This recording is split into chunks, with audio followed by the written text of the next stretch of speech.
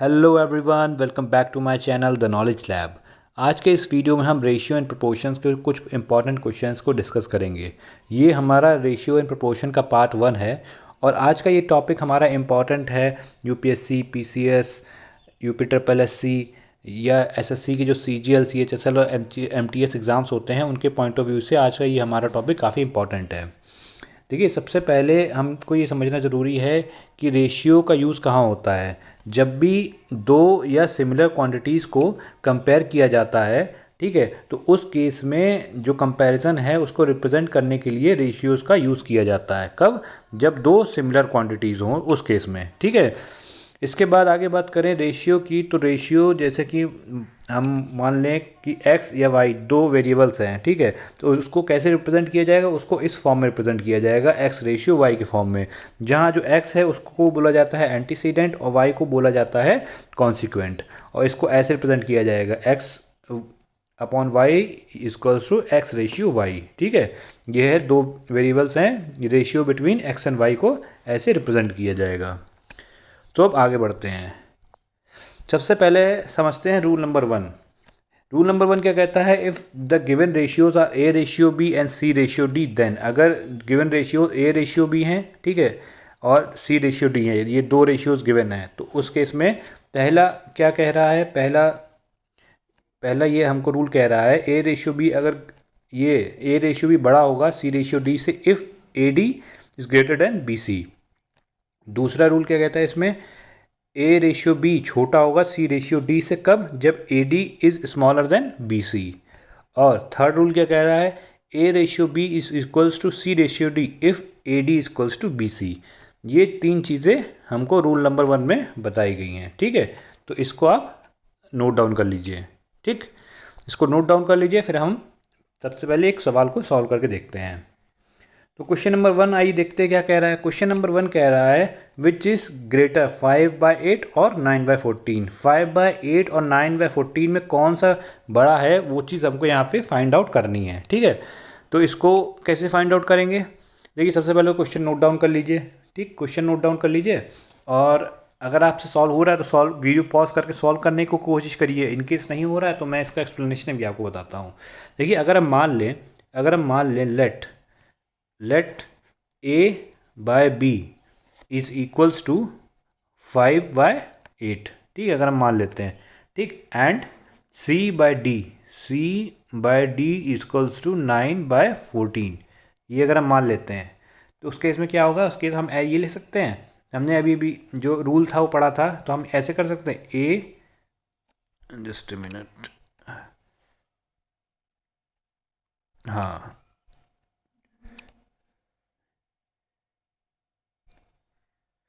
A D is equals to 5 cross 14, 5 multiply by 14 कितना हो गया? 14 5 ज़ा 70, 70 आ गया। Now B C equals to 8 multiplied by 9 कितना हो गया आपका? ये हो गया आपका 72, ठीक, 72 आ गया। अब ए डी है आपका 70, बी सी है 72, इसका मतलब ए डी जो है वो क्या है? स्मॉलर है बी सी से, ठीक है। ए डी आपका स्मॉलर है किससे? बी सी से।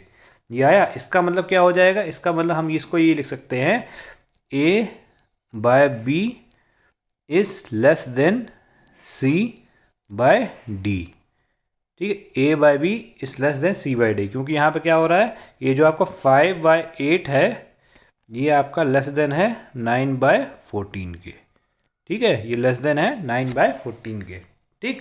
तो ये हमारा आंसर क्या हो जाएगा? A by B is less than C by D. और ये जो आंसर है ये मतलब कि क्या सा बड़ा है? इसमें जो बड़ा है वो आपका 9/14 बड़ा है आपका 5/8 से, तो ये 9/14 जो है ये आपका बड़ा है, ठीक। अब बढ़ते हैं आगे।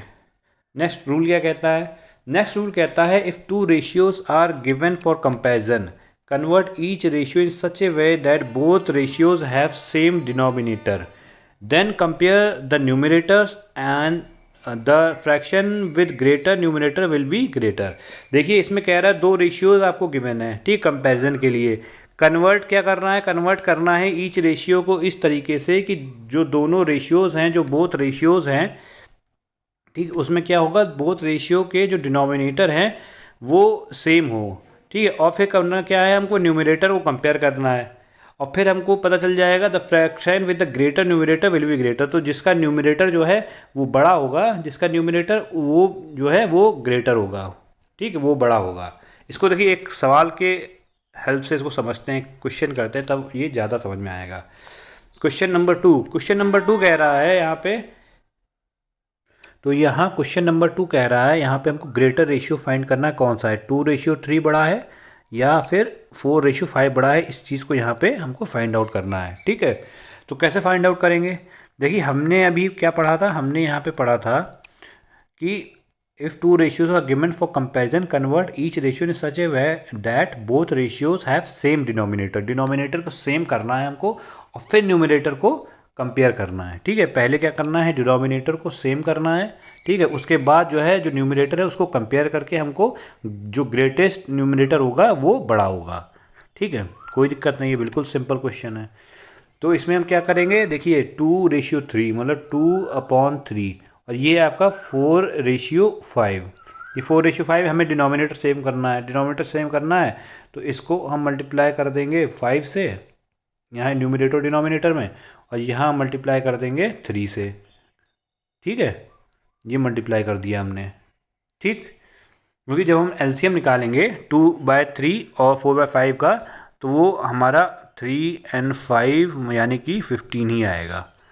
ठीक, तो हमने यहाँ पे हमको डिनोमिनेटर बराबर करने थे तो हमने इधर 5 से न्यूमिनेटर डिनोमिनेटर मल्टीप्लाई कर दिया और यहाँ पे 3 से न्यूमिनेटर डिनोमिनेटर मल्टीप्लाई कर दिया। तो यहाँ कितना आ जाएगा, ये आ जाएगा आपका 10/15 और ये आ जाएगा 12/15। ठीक है, ये 10/15, ये 12/15। तो बड़ा कौन सा हुआ, ऑब्वियस सी बात है जो आपका बड़ा हुआ वो आपका हुआ 12/15 इज़ ग्रेटर दैन 10/15, क्योंकि हमको न्यूमिनेटर को कंपेयर करना था और जब हम न्यूमिनेटर को कंपेयर किया तो ये हमारा बड़ा निकला। ठीक है, इसका मतलब इसको मैं ऐसे भी लिख सकते हैं, इसका मतलब क्या है, इसका मतलब 4:5 है वो आपको ग्रेटर देन है 2:3 के। ठीक है, 4:5 जो है वो ग्रेटर है 2:3 के, या मतलब 4:5 ये बड़ा है 2:3 से। ठीक है, अब बढ़ते हैं अपने नेक्स्ट रूल की तरफ। रूल नंबर 3 क्या कहता है, देखिए रूल नंबर 3 यहाँ कहता है if two ratios are given for comparison convert each ratio in such a way that both ratios have same numerator. ठीक है, इसमें क्या बोला है, अगर मान लीजिए कोई दो रेशियो दिए हैं कंपैरिजन के लिए तो उसमें क्या कर रहा है, हमको दोनों रेशियो को इस हिसाब से कंपेयर करना है। सबसे पहले हमें क्या करना है, उनका जो न्यूमरेटर है उनको सेम करना है, फिर उनको डिनोमिनेटर को कंपेयर करना है, और the fraction with less denominator with be greater. तो जिसका डिनोमिनेटर छोटा होगा वो बड़ा होगा। ठीक है, वो जो है रेशियो बड़ा होगा। ठीक, ये उससे डिफरेंट है रूल। ठीक है, थोड़ा सा डिफरेंट है, उसमें न्यूमरेटर बड़ा कहा गया था, इसमें जो डिनोमिनेटर छोटा होगा वो बड़ा होगा। तो इसको एक क्वेश्चन से समझते हैं।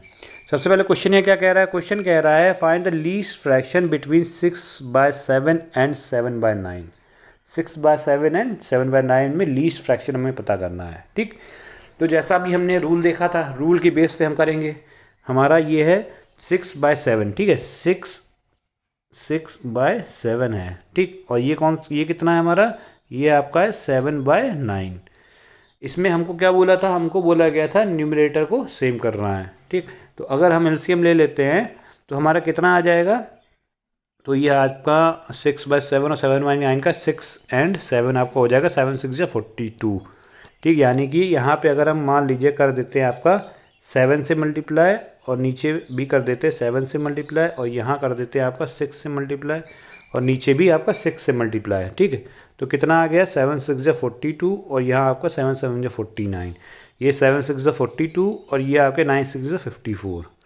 ठीक है, न्यूमरेटर सेम हो गए, न्यूमरेटर आपके सेम हो गए। तो यहाँ कौन सा न्यूमरेटर छोटा है, यहाँ पे 42/49 इज़ ग्रेटर दैन 42/54।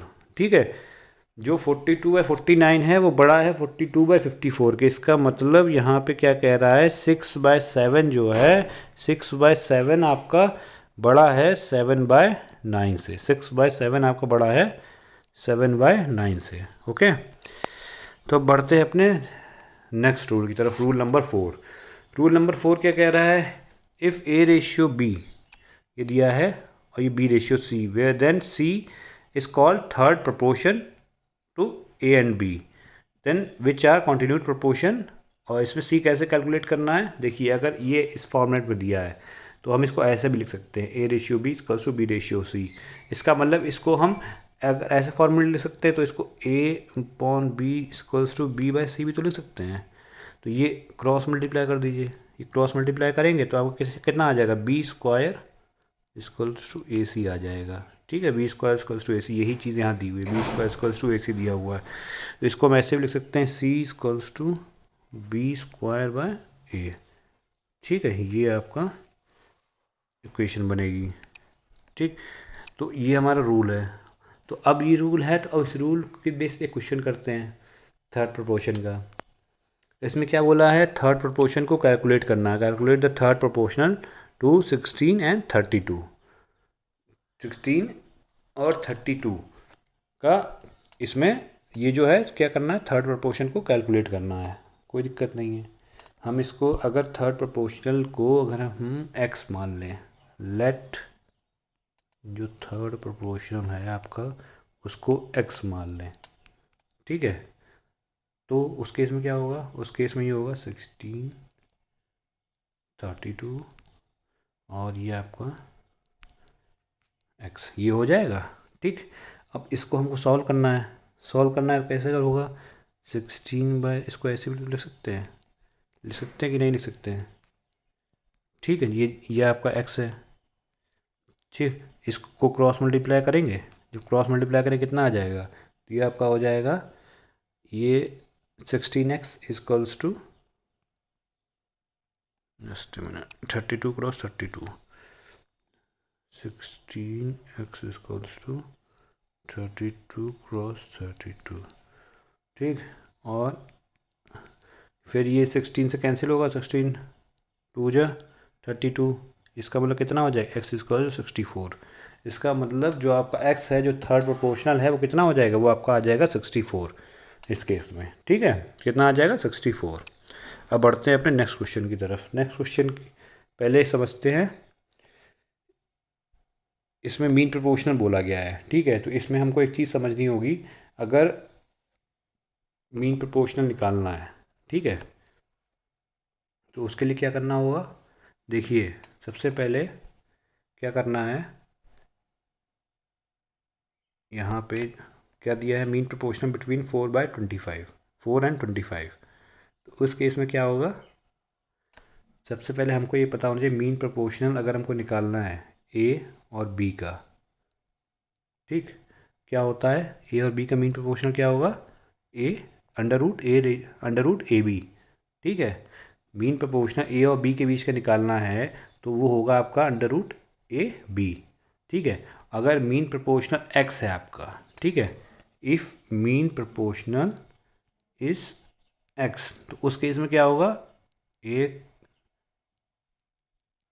ये आपका x रेशियो b, ये आ जाएगा आपका। ठीक है, इतना आ जाएगा। तो क्या करना है? कोई दिक्कत नहीं, यहाँ से x की वैल्यू निकल आएगी। x की वैल्यू इसमें क्या निकलेगी?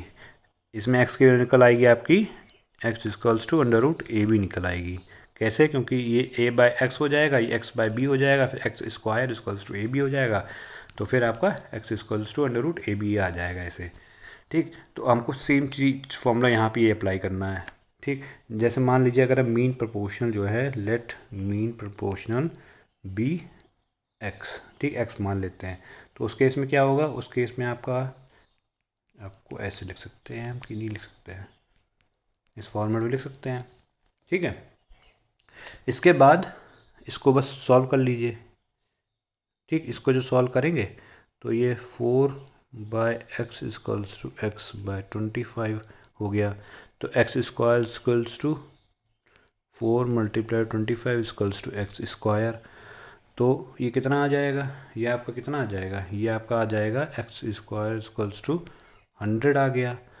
तो फिर क्या होगा? जब x² इक्वल्स टू 100 आ गया तो x इक्वल्स टू कितना हो जाएगा? √100, और √100 की वैल्यू कितनी होती? 10। कितनी होती है 10। तो जो आपका आंसर आ जाएगा वो होगा आपका 10।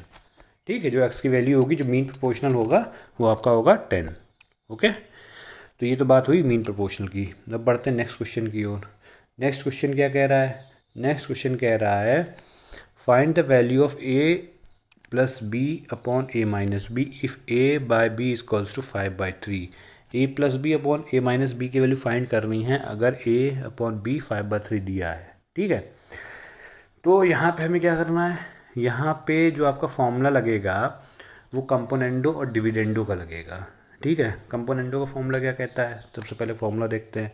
कंपोनेंडो का फॉर्मूला आपका कहता है कि ये आपका A plus B upon B जो होगा ये बराबर होगा C plus D upon, just a minute,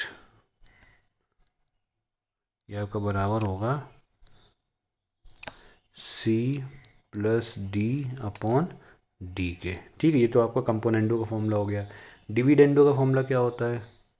dividendo का फॉर्मूला होता है आपका A minus B equals to B is equals to C minus D upon D. ठीक है, C minus D upon D ये होगा। ये दोनों फॉर्मूले आप नोट कर लीजिए, बस इन्हीं फॉर्मूलों को यहाँ अप्लाई करेंगे और हमारा आंसर इससे आ जाएगा। ठीक है, तो यहाँ पहले क्या दिया है, क्या वैल्यू निकालनी? ए plus B upon A minus B. अगर हमको वैल्यू निकालनी है, अगर ए अपॉन बी इतना दिया है, ठीक है, कोई दिक्कत नहीं है। ये अगर हमको इतना दिया है तो हम कुछ नहीं करेंगे, सीधे वैल्यू पुट करेंगे। ठीक, इस केस में तो जब हम वैल्यू पुट करेंगे तो कितना आ जाएगा? जैसे मान लीजिए हमारे यहाँ गिवन है A upon B equals to 5/3, तो बाय कंपोनेंडो एंड डिविडेंडो हमारा हो जाएगा A plus B upon A minus B equals to कितना आ जाएगा? 5 + 3 अपॉन 5 - 3, मतलब कितना हो गया? 8/2। और ये हो गया आपका कितना हो गया? आ गया आपका 4/1। ये आ गया आपका आंसर। कितना आ गया? 4/1 आपका ये आंसर आ गया। जो वैल्यू है ए plus B upon A minus B की कितनी आ जाएगी? 4/1 आ जाएगी। ठीक, अब चलते हैं अपने नेक्स्ट क्वेश्चन की ओर। नेक्स्ट क्वेश्चन क्या कह रहा है? नेक्स्ट क्वेश्चन कह रहा है 3/2 equals to 18/12 equals to 24/16 equals to, ये आपका होगा अल्फ़ा। ठीक है, ये आपका then find the value of alpha, यहाँ पे फाइंड आउट करनी है। ठीक, तो अगर हमको अल्फ़ा की वैल्यू फाइंड आउट करनी है तो यहाँ फॉर्मूला होता है alpha equals to sum of numerator, या आप नोट करते जाइएगा, अपॉन सम ऑफ डिनोमिनेटर। ठीक है, sum of numerator equals to sum of denominator. तो न्यूमरेटर कितना दिया है? 3, 18, 24, और डिनोमिनेटर दिया है 2, 12, 16। ठीक, बस उसी चीज़ को यहाँ पे नोट डाउन करना है। तो 3 आपका 18 + 24 अपॉन 2, 12 प्लस आपका 16। ठीक, 3 + 18 + 24 और 2 + 12 + 16। तो जब ऊपर ऐड करेंगे तो कितना हो जाएगा? 18 + 3 21 + 24 कितना हो गया? 45। और नीचे कितना हो गया? 12 × 14 + 16 30। तो ये कितना आ गया आपका? ये आपका आ गया, इसको क्रॉस करेंगे तो ये आपका आ जाएगा, कितना आ जाएगा? 3/2। ठीक, कितना आ जाएगा? 3/2। तो आपकी जो अल्फ़ा की वैल्यू है वो कितनी आ जाएगी? जो अल्फ़ा की वैल्यू आ जाएगी आपकी 3/2। ठीक है, 3/2 आ जाएगी। सो दोस्तों, आज की वीडियो में सिर्फ इतना ही। आई होप आपको रेशियो एंड प्रोपोर्शन के ये रूल्स और क्वेश्चन समझ में आए होंगे। ये हमारा पार्ट 1 था, तो इसमें हमने थोड़ा सा बेसिक्स रखा है। आगे जो क्वेश्चन आएंगे वो थोड़े सा उनका लेवल हाई होगा, थोड़े से डिफिकल्ट होंगे। सो अब मुलाकात करेंगे अगली वीडियो में। अगर आपको वीडियो पसंद आया हो then please do like and subscribe. Thank you for watching and have a good day.